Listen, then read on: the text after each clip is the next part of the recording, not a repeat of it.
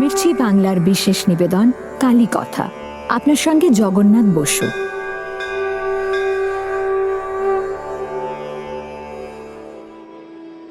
কালী পুজো এসে গেলে কয়েকটি মন্দিরের কথা আমার বিশেষ করে মনে পড়ে। দক্ষিণেশ্বর কালী মন্দির। এমন কোনো পরীক্ষা ছিল না যে পরীক্ষার আগে আমি কালী মন্দিরে যাইনি, পুজো দিইনি। ছেলেবেলার সব বন্ধুরা ছিল আমার দু একজন, তাদের সঙ্গে নিয়ে আমি দক্ষিণেশ্বর মন্দিরে চলে যেতাম, গঙ্গায় স্নান করতাম, পুজোর ডালি নিয়ে পুজো দিতে যেতাম। সে একটা অন্যরকম অনুভূতি ছিল দক্ষিণেশ্বরের মন্দির। তারপরে পরে অনেক অনুষ্ঠানও করেছি ওখানে। স্বামী শিবানন্দগিরি ছিলেন ওখানে, অনুষ্ঠান করতেন। ভবা পাগলার অনুষ্ঠান হয় ওখানে। ওইসব অনুষ্ঠানে আমন্ত্রিত হয়ে গিয়ে অনুষ্ঠান করেছি এবং সেই অনুষ্ঠান করতে করতে মায়ের মন্দিরের দিকে চেয়ে থেকেছি, ওই নাট মন্দিরে অনুষ্ঠান করতে করতে। সেই অনুভূতি ঠিক বুঝিয়ে বলতে পারবো না। প্রত্যেক সময় মনে হয়েছে ঠাকুর রামকৃষ্ণ এখান দিয়ে হেঁটে হেঁটে ঘুরে বেড়িয়েছেন, পুজোর ঘরে গেছেন, এখান থেকে পুজো করেছেন। এসব কথা ভাবতে গেলেই একটা অন্য ভালো লাগা তৈরি হয়।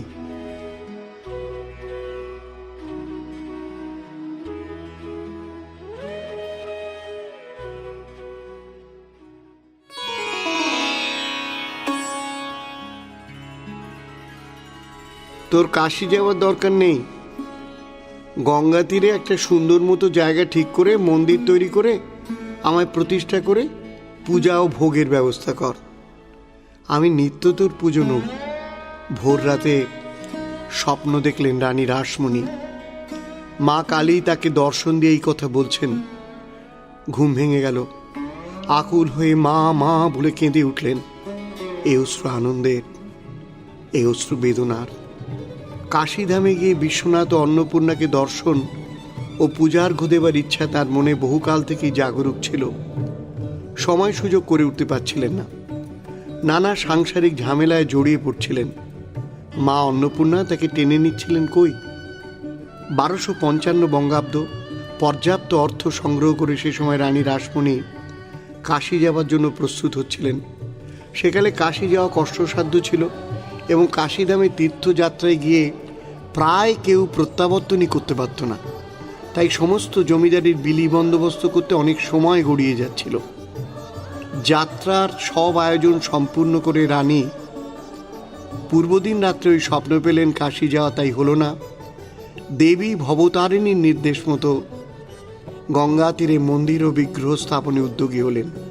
তোমার ইচ্ছা মতোই কাজ হবে মা, দেবীর উদ্দেশ্যে প্রণাম জানিয়ে মনে মনে প্রার্থনা করেন রানী। কেবল তোমার চরণে যেন মতি থাকে।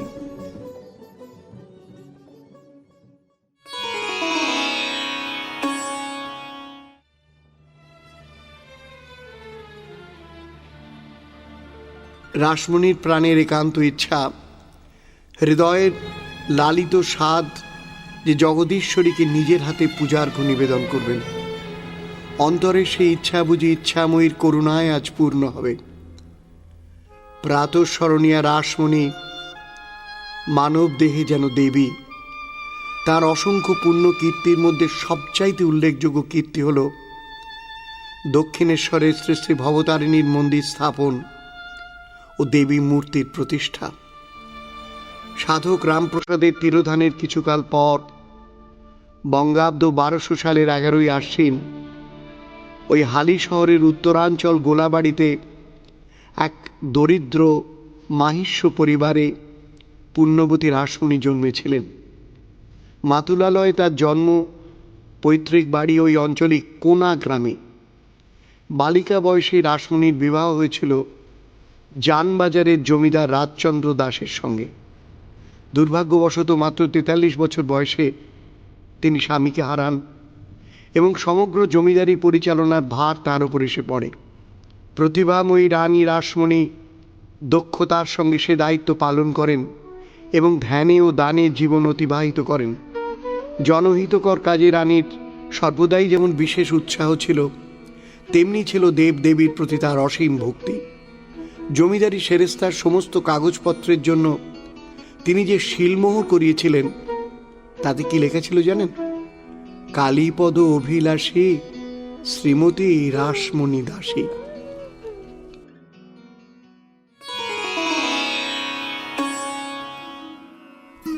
পরম পুরুষ শ্রী রামকৃষ্ণ বলতেন, রানীর মধ্যে যে অসীম দেবীত্ব ছিল তা তার প্রতি কাজেই প্রকাশ পেত। দক্ষিণেশ্বরে দেবী মূর্তি স্থাপন ও মন্দির নির্মাণের মাধ্যমে তার ঈশ্বর ভক্তি যেন শতদলের মতো বিকশিত হলো। স্বপ্নে দেবীর নির্দেশ পাওয়ার পর রাসমণি মনস্থির করলেন, ভাগীরথী তটবর্তী এক উত্তম স্থান প্রথমেই স্থির করতে হবে। সেটি কলকাতা থেকে খুব বেশি দূরে হবে না এবং সেখানে যেন নয়নাভিরাম একটি মন্দির গড়া যায়। রাসমণি ব্যস্ত হয়ে উঠলেন। প্রথমেই তার পিতৃভূমির কথা মনে এলো।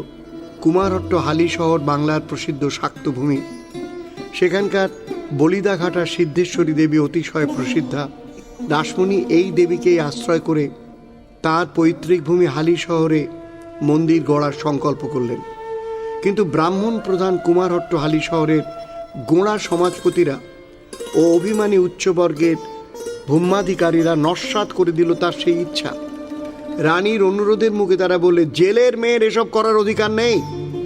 টাকার জোরে মন্দির গড়লেও কোনো ব্রাহ্মণ সেখানে পা রাখবে না, পুজো তো দূরের কথা। আড়ালে বলল, হরে কৃষ্ণ দাসের মেয়ের আসপাদ্দা তো কম নয়, টাকার দেমাগ, ধ্বংস হবে, ধ্বংস হয়ে যাবে সব। জানা যায় সে সময়ের হালি শহরের বর্ণশ্রেণীরা প্রবল বাধা দিয়েছিলেন। ধর্মান্ধ পরশ্রীকাতর মানুষগুলো চাইল না যে তাদের চোখের সামনে রাসমণি মন্দির, অতিথিশালা প্রভৃতি নির্মাণ করে ব্রাহ্মণ, সজ্জন, পূজক ও পাঠকের পালয়িত্রী হবেন। ফলস্বরূপ দক্ষিণেশ্বর কালী মন্দিরের মতো একটি সুন্দর মন্দির গড়ে ওঠার সৌভাগ্য থেকে বঞ্চিত হল কুমারহট্ট হালি শহর ও তৎপার্শ্ববর্তী মানুষেরা।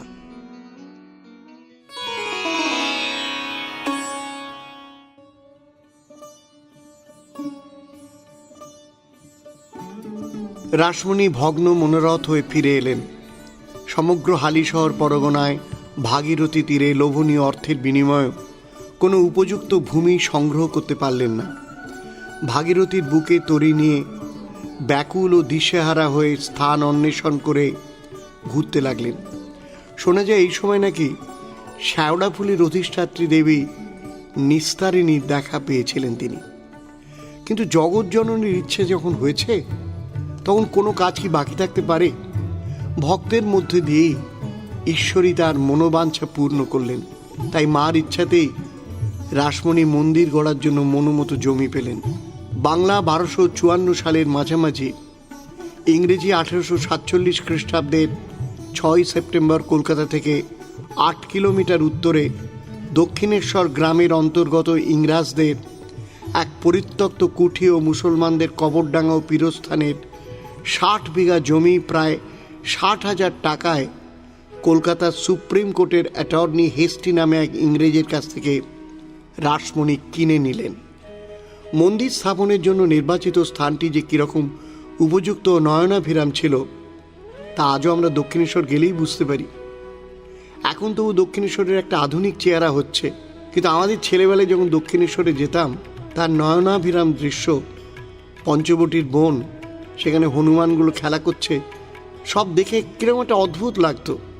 ভাগীরথী তীরে দক্ষিণেশ্বরের ভবতারিণী মন্দির ও দ্বাদশ শিবদেউল তাদের বিশাল ক্ষেত্রটি জুড়ে স্বর্গীয় দৃশ্য হয়ে আজও দাঁড়িয়ে আছে। শিয়ালদা থেকে ট্রেন ও মোটর বাস যোগে দক্ষিণেশ্বরে যাওয়া যায়।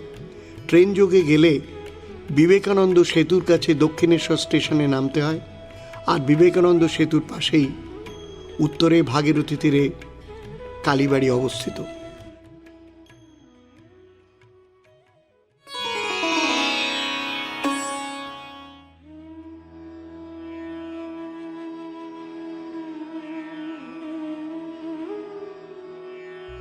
মন্দির স্থাপনের জন্য জমি কেনার পর মাটি ফেলে তাকে উঁচু করতে, নদী তীরে বাঁধ দিতে এবং উদ্যান প্রভৃতি নির্মাণ করতে রাসমণিকে বহু অর্থ ব্যয় করতে হয়েছিল।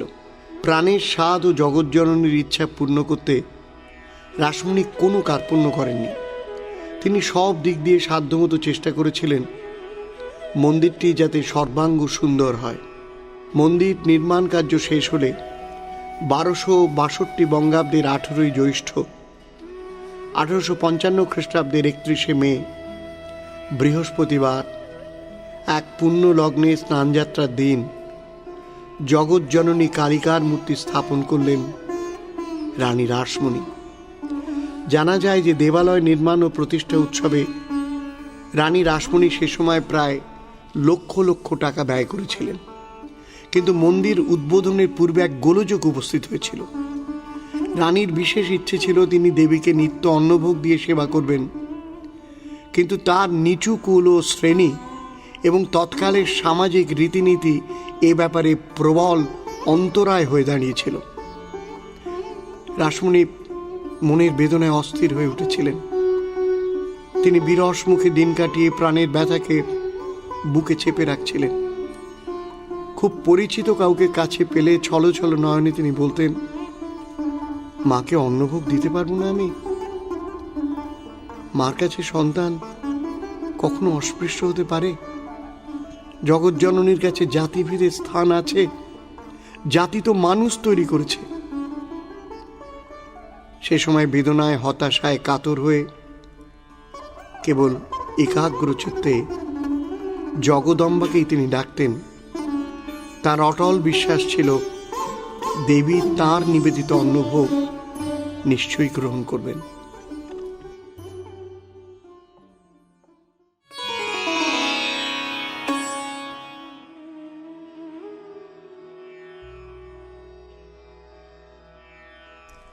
জানবাজার রাজবাড়ি থেকে দিকে দিকে লোক পাঠিয়েছিলেন রাসমণি সেদিন।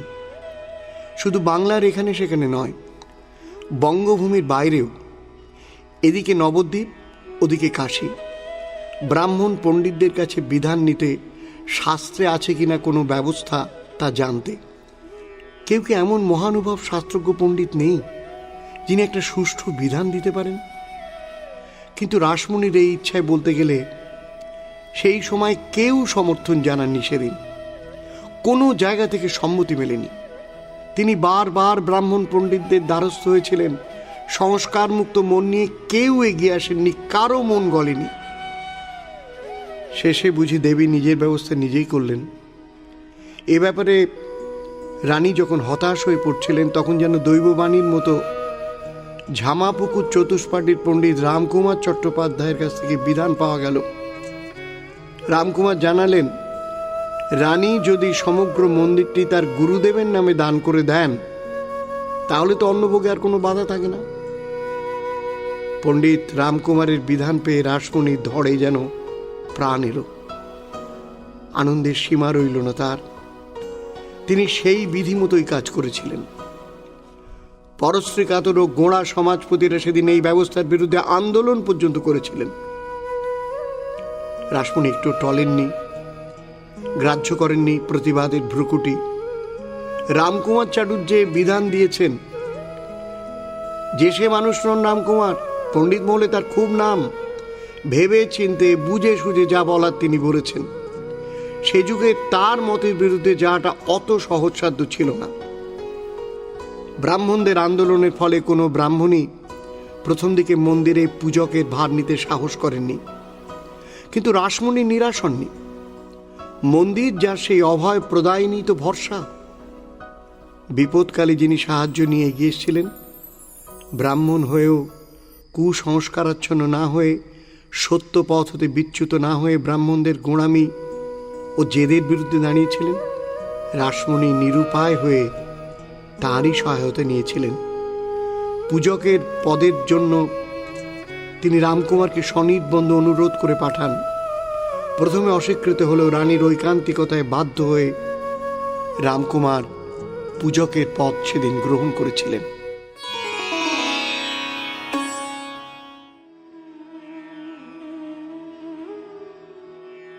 যাই হোক, শেষ পর্যন্ত দক্ষিণেশ্বর মন্দিরের প্রতিষ্ঠা উৎসব অত্যন্ত সমারোহের সঙ্গে সম্পন্ন হল। সেদিন নিমন্ত্রিত হয়ে বহু অধ্যাপক ও ব্রাহ্মণ পণ্ডিত সমবেত হয়েছিলেন। শ্রীহট্ট, চট্টগ্রাম, উড়িষ্যা ও নিকটবর্তী নবদ্বীপ ইত্যাদি জায়গা থেকে যারা এসেছিলেন, তাদের গোঁড়ামি ও জেদ কোথায় যেন বাষ্প হয়ে উড়ে গিয়েছিল। উৎসবে সমাগত হয়ে প্রত্যেকে রেশমি কাপড়, চাদর আর বিদায় হিসেবে এক একটি স্বর্ণ মুদ্রা পেয়েছিলেন।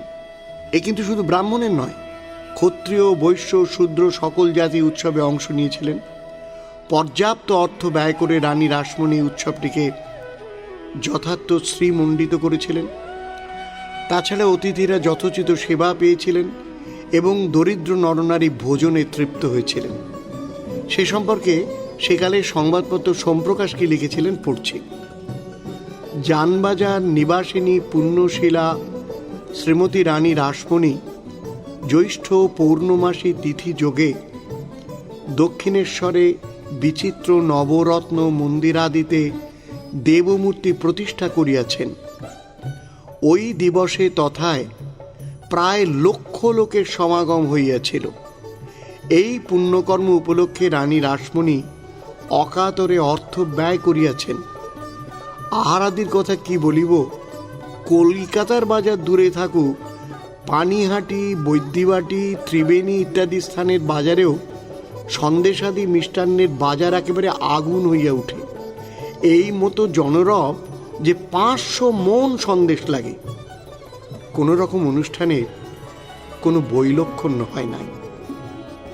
দক্ষিণেশ্বর কালী মন্দিরের প্রতিষ্ঠাতা দেবী বিগ্রহের নাম ভবতারিণী, আর জগন্মাতা ভবতারিণীর মন্দির যুগাবতার শ্রী রামকৃষ্ণের সাধনপীঠ। একথা আমরা সবাই জানি। আজও দক্ষিণেশ্বর মন্দিরের লোকপ্রিয়তা অসাধারণ। দেবী ভবতারিণীকে শতকোটি প্রণাম। দেবী কালিকার আশীর্বাদে আপনার রোগ বালাই দূর হোক। ভালো থাকুন, আনন্দে থাকুন, শান্তিতে থাকুন, স্বস্তি পান।